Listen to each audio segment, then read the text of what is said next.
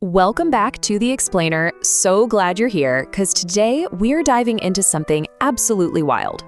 You know, we usually think of the law as this system designed to protect us, right? To keep order, stop theft, prevent violence, the whole shebang. But what if just existing in your natural state was literally a crime? Today, we're unpacking this concept of illegal existence by looking at history's most bizarre crimes and punishments. Let's see just how strange human history really gets. I mean, just imagine getting arrested for smiling. Picture it. You're walking down the street, having a great day, you let out a little grin, and bam, suddenly you're in handcuffs. Sounds completely impossible, right? We completely take our basic bodily autonomy for granted today. But as we're going to see, history tells a very different story. And it wasn't just about suppressing a smile. If you did something as simple as smiling at the wrong time, wearing the wrong clothes, or eating the wrong food back in the day, you were a straight-up criminal. Under historical edicts, things like sumptuary laws, these weren't just frowned upon, they were strictly codified rules. The literal everyday things that you do without a second thought, yeah, those were once heavily policed actions that could completely ruin your life. Here's our roadmap for this explainer. 1. Everyday behavior and appearance. 2. Food and lifestyle restrictions. 3. Ancient and medieval madness. 4. The most ridiculous case. And 5. Uncovering the societal meaning. Section 1. Everyday behavior and appearance. Think about the stark, frankly unbelievable contrast between our lives today and the past.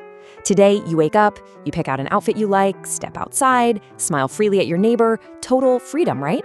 But back then, history was absolutely loaded with strange clothing and appearance laws that punished those exact things. Take Elizabethan England, for example. Commoners were legally forbidden from wearing the color purple. No velvet, no silk. If you weren't royalty, dressing like royalty was a literal crime. Your very appearance was basically the property of the state. Crazy, right? Moving to Section 2, Food and Lifestyle Restrictions.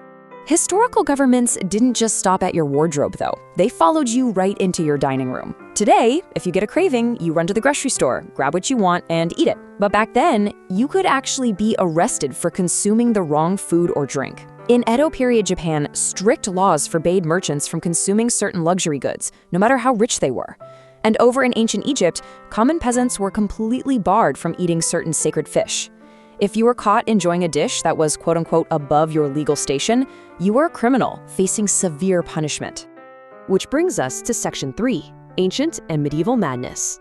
Let's look at how this escalated across some really mighty empires. Starting with ancient Rome, they had this law called the Lex Appia. It restricted not just how much wealth a woman could have, but exactly how much gold she could wear, and even whether she was allowed to ride in a carriage in the city. Then, jumping over to ancient China, during certain dynasties, things were so intensely specific that walking on the wrong side of the road, the side strictly reserved for the emperor, could result in severe beatings or even death. And the medieval era, well, that was governed by rules that tangled religious superstition with daily life. Like, they outlawed eating meat on Wednesdays, Fridays, and Saturdays, basically trapping the average person in this web of constant legal anxiety. This was a truly global phenomenon of absolute overregulation. Now we arrive at Section 4, the most ridiculous case. Out of all the strange laws from Rome, China, and medieval Europe, there are some historical cases that just completely defy modern logic. This is the absolute peak of bizarre legal systems. So in 16th century France, in the town of Autun, the local courts actually put a mob of rats on trial. Yes, you heard that right, rats. They were formally indicted for the crime of eating and destroying the local barley crops.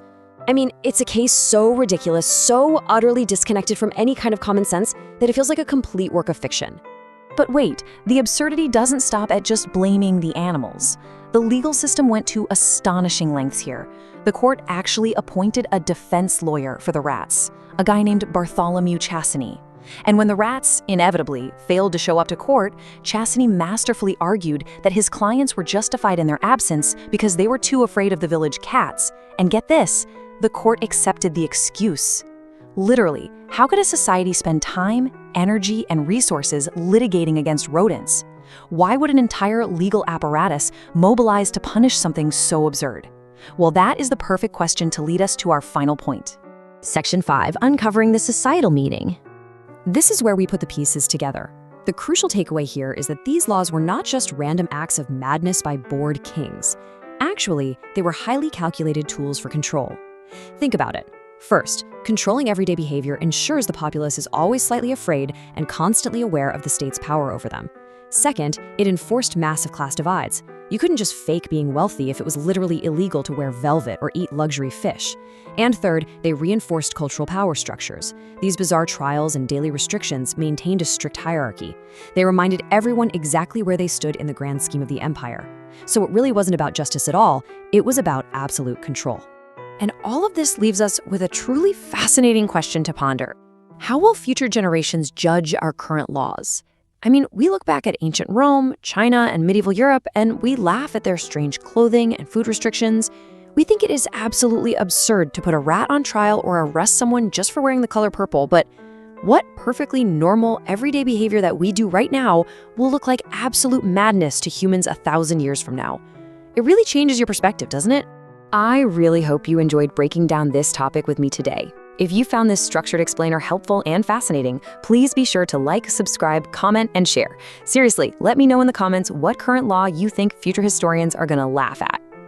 Keep learning, stay curious, and I'll catch you in the next explainer.